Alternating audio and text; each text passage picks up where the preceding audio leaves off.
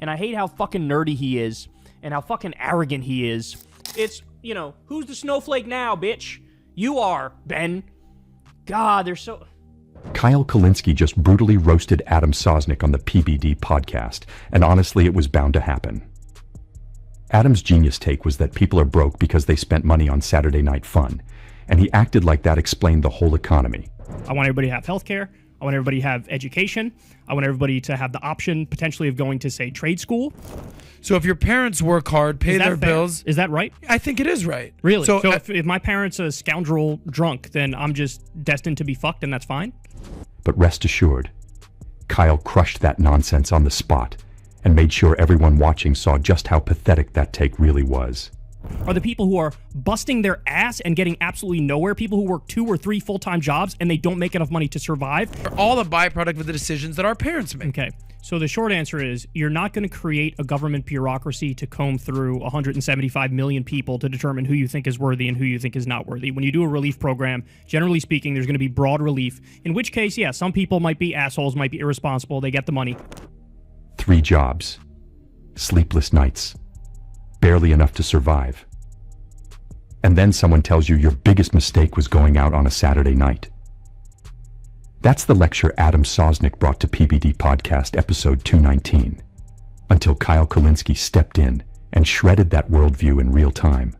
Are all a byproduct of the decisions that our parents make. Okay, so the short answer is you're not going to create a government bureaucracy to comb through 175 million people to determine who you think is worthy and who you think is not worthy. When you do a relief program, generally speaking, there's going to be broad relief, in which case, yeah, some people might be assholes, might be irresponsible, they get the money. What started as a debate over policy erupted into a surreal back and forth, straw man arguments, South Beach bar tabs, even blaming Netflix for poverty. In the end, it wasn't just a debate. It was a brutal expose of how out of touch that mindset really is. But really, since when did poverty come down to a Saturday night drink? Southwest warned that it would continue canceling flights until it could get operations back on track. The company's CEO said that this has been the biggest disruption he's seen in his career. The Biden administration is investigating it. Okay. Well, They're not going to do anything. They're not going to do anything. I guarantee it. Who's the head of transportation right now? But this is what I'm saying. We need to do both things. We need to try to fight for that world. And also, I'm not going to sit here and say my tax rate should be 0 or my tax rate should be 10% or some shit. Because then I would be a massive hypocrite and everybody would be right to dunk on me. Which is first, though? I don't think so. I think this debate just got resurfaced in August 2025 and went viral all over again.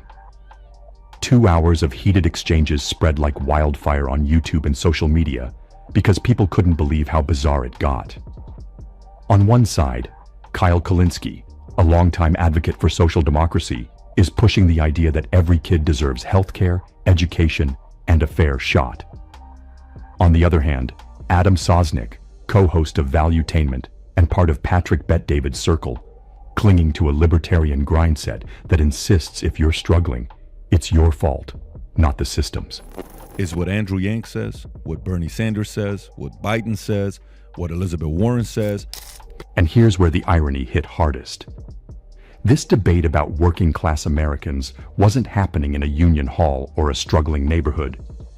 It was happening in a flashy South Beach studio surrounded by luxury. Kyle was talking about people who can't afford rent or medical bills, while Adam pointed to people dropping hundreds on drinks as proof that anyone can succeed if they just make better choices. The disconnect could not have been more apparent. I want everybody to have healthcare. I want everybody to have education. I want everybody to have the option, potentially, of going to, say, trade school. I want a living wage for people, so if they work a full-time job, they make enough money to survive. Kyle's vision was straightforward. Provide the basics, healthcare, education, and a living wage. After that, let merit decide. He used a sharp analogy. If life is a 100-yard dash, everyone should start at 0. But today, millions start at -40, buried by debt and poverty, while the wealthy begin at the 85-yard line. That's not meritocracy. That's a rigged race. It's very basic stuff that I'm talking about here. I'm talking about what I think the best countries in the world at this point have already achieved. If you look at the Scandinavian countries, a lot of those countries, they provide the basics for people, but then they also rank high in, and I think you guys will appreciate this, economic freedom. Kyle backed it with evidence. He pointed to Scandinavian countries that guarantee healthcare and education, yet rank higher than the US on free market principles. These safety nets give people freedom to innovate without being crushed by debt. Meanwhile, the US, constantly bragging about opportunity, doesn't even rank near the top on economic freedom. The data made one thing clear. America lags behind nations that chose fairness as the foundation. Did you like him when he ran? Were you somebody? Did I like Pete? Yeah. Oh, absolutely not. So you were not a fan of his at all. Well, he was a hero for a lot of people, though. Oh, not me. Tell me why, though. Tell me why. Well, I mean, look, the problem with Pete is that Adam, however, wasn't listening. His answer circled back to the same mantra: personal responsibility. If you're broke, it's not inflation, rent, or health care. It's your bad choices. A night out, a few drinks, or even watching Netflix instead of reading business books.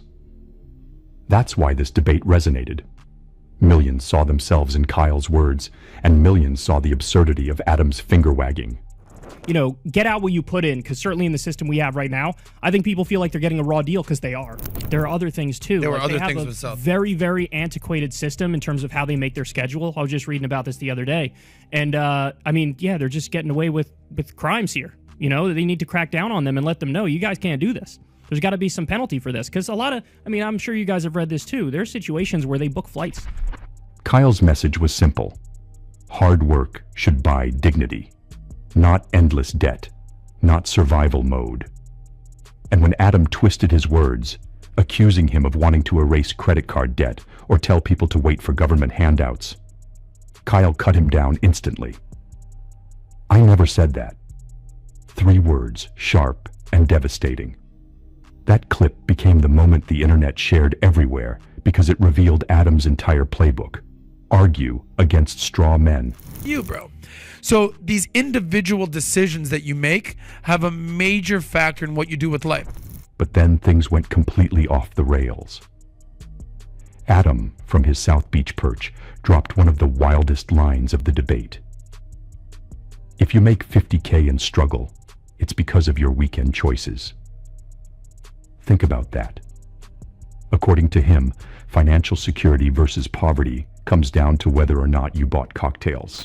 And we do have an Alexander type of a guy for the progressive side today in the house. Kyle Kulinski in the house. Thank you. Very happy to have you. Everybody's been saying, Pat, why don't you get Kyle on? You got to get Kyle on. Really? So if my parents are a scoundrel drunk, then I'm just destined to be fucked and that's fine? Worse, Adam implied that if parents make those bad decisions, their kids should pay the price. No health care, no fair shot, nothing. Kyle stopped him cold. Are you really saying children should suffer for their parents' mistakes? Adam had no answer. That was the moment the debate turned from misguided to cruel. I don't think people should be loaded up to the brim with credit card debt. Credit card debt is at a record high right now. I just read a stat the other day, 63% of Americans are living paycheck to paycheck. And Adam kept reaching for straw men. Kyle would lay out a clear point about healthcare and education, and Adam would spin it into something ridiculous, like eliminating credit card debt. Kyle's quick rebuttal, "I never said that," became an instant meme. Adam did it again, claiming Kyle wanted people to sit around waiting for the government. Again, false. Kyle emphasized personal responsibility too, but paired it with systemic fairness. The difference? Kyle's version made sense. Adam's was a caricature. Economic freedom. So a lot of these countries score higher on like free market principles than our country does. That moment stuck with viewers. Kyle was presenting lived reality. Adam was dismissing it with smug one-liners. The contrast couldn't have been starker. It got stranger. At one point, Adam claimed that if you're struggling financially, you don't even deserve to relax. Netflix on Sunday? Suspicious. A football game and a beer? Wasted time. In his worldview, downtime was a moral failure. The Mitt Romney types or whatever, where my point is, no, let's help the people at the bottom to get to a reasonable floor. Kyle's reply hit home. People work hard. They deserve rest, dignity, and a little humanity. Full-time work should pay enough to live, not force you to choose between survival and joy. That's not laziness. That's being human. The problem is that the system itself does not reward that inherently. So we could still have 10 million people living in abject poverty and be working poor. So they're still trying, but they still just get a bad roll of the dice and they don't get far enough. And the irony? Most Americans don't even like their jobs. Only 18% feel engaged at work. That means over 80% are just clocking in, keeping the world running while being underpaid and undervalued. Yet Adam thinks the issue is Netflix. Do you have any systemic critiques, or does it always come back to the individual?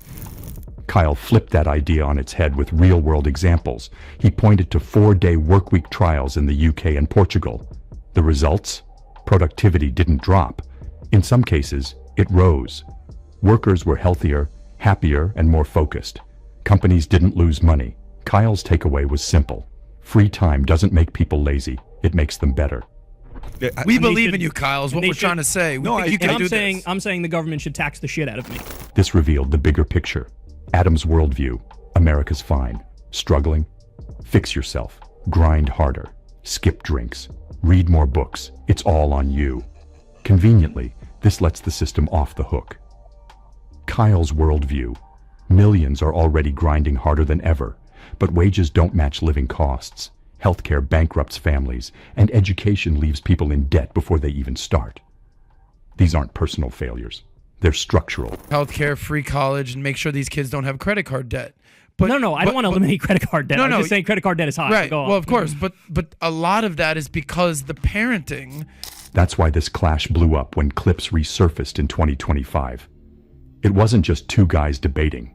It was two visions of America colliding. Kyle's grounded in reality. Adam's trapped in South Beach anecdotes. One spoke for working families. The other scolded them.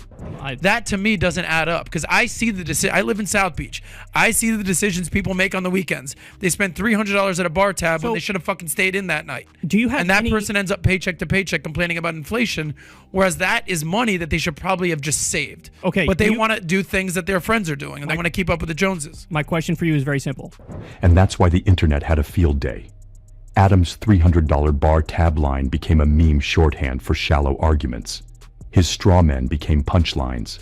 And Kyle's calm, cutting, "I never said that," became a viral reaction meme far beyond politics. You guys got to talk about different issues. I said, let's get him on, and I'm glad you made it out, man. Oh, my pleasure. I'm very happy to be here in Miami. Yeah, and it's good that you're turning it into vacation. Oh, yeah. Okay. No, I wasn't going to escape the cold of the Northeast for like a day or two. I wanted to really soak it in. Yeah, well, I try to go the other way around. We just got back from Aspen yesterday. The debate turned into more than content. It became cultural. Progressives saw it as validation that their critiques of inequality were real. Conservatives tried to spin it as exposing victim mentality. But even that showed how hard Kyle's words hit. Episode 219 wasn't just a podcast. It was a mirror held up to America. One side clinging to the myth that poverty is personal failure. The other demanding that dignity and security should be the baseline for everyone. And that's why people are still talking about it years later.